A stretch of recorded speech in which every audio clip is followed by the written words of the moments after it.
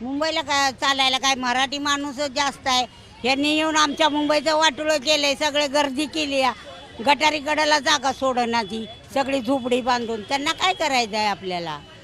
नाही राहायचं तर नाही राहू शकत. आमची मुलं मराठी माणसं कमवतेली, त्यांच्या रिक्षा टॅक्स्या गेल्या तर आपल्या मराठी मुलांना काम मिळेल. असं जरी कुठं सरकारनं भरती केली आहे का? भरत्या ग्रॅज्युएशन शिकून मुलं अशी नोकरी नाही, मग काय उपयोग आहे?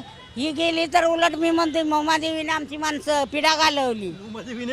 हो हो, पिढा घालवली म्हणेन मी. तर पाठवायचं का त्यांना?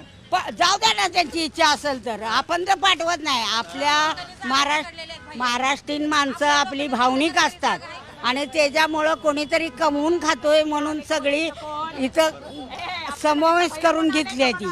तसं इतर भैयाच्या गावाला गेलं का आपल्याला घेतील का? नाही नाही. मग आम्ही आता उपकार केलाय, आता ह्याच्या पुढे आम्हाला उपकार करायचा नाही. तुम्ही जाताय तर जा. जबरदस्त, धन्यवाद. जय महाराष्ट्र. जय महाराष्ट्र.